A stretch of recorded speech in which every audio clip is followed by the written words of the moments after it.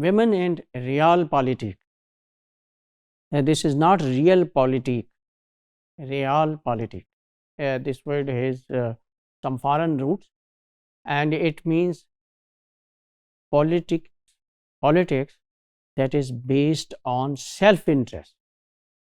It is not politics that is based on principles. Now, this time we will see women and such kind of interest-based politics in this module. We will see here the role of women as voters, because if we talk about women power, so vote is one kind of power in their hands. Women vote is their power, but even this power is not fully recognized by the politicians, male politicians, in certain countries or in certain parts of some countries. They are treated like children, because children are easy to please. For example, you offer them gifts, you offer them some opportunity for education, for higher education, you allow your daughter to go and study in university, you offer them sandwich, or you give them mobile as a gift on birthday. So they are treating women like this. Even women in positions are ridiculed. We have seen how male colleagues hurl insults on females when they take part in debates in parliament, in assemblies. This is our own observation also. Even if a woman is first lady, we are seeing women in different situations. So this is another situation in politics where we see women as first ladies. So in this role, she is no more than a showpiece, than an object for photo session, silently walking behind the husband. They are not real women. They cannot speak on their own. They cannot give their opinion on certain issues when even they are first ladies.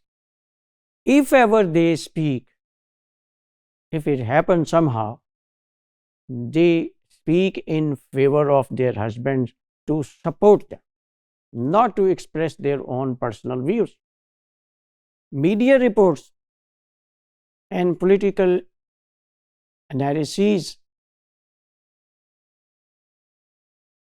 the plural of analysis is analyses.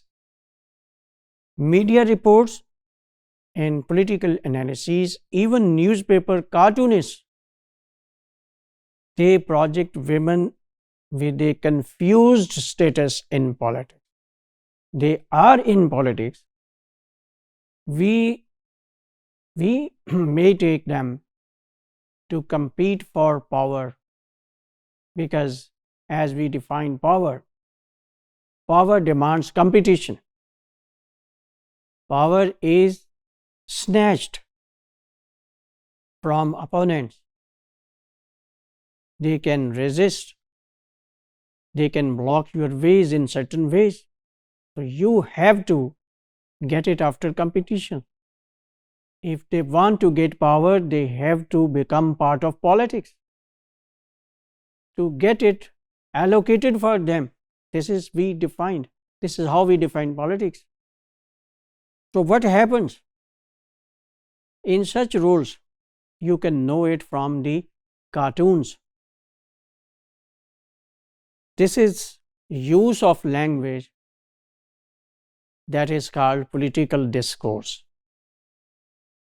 The women in such kind of politics, when they compete with their male colleagues, they are reported, their role is discussed in media, in cartoons, the language that is used in these resources of information, that language is called political discourse.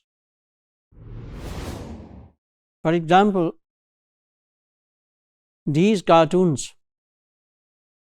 if you see them, they would tell you all, they would verify the views we have expressed here. If you see the first cartoon on my left side, so here you have the scene of women.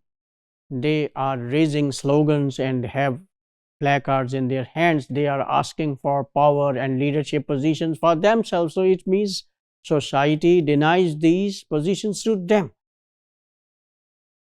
And on my right side, the top first cartoon shows that she is confessing, she is asking for vote. And in the last one, see how the male debater in a political debate, as it happens in certain countries and even in Pakistan, political debates are common these days before elections. So here, see the attitude of the male colleague, how he welcomes the female politician in the debate. He in fact takes it very light, very non-serious kind of attitude is being shown in the cartoon.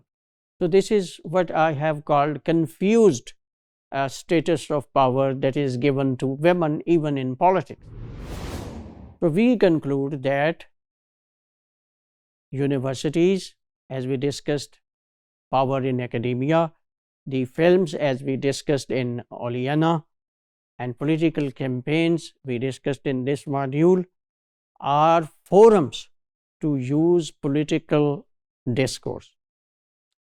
This discourse, this political language often reinforces gender stereotypes and stereotypes in public and in private, both circles.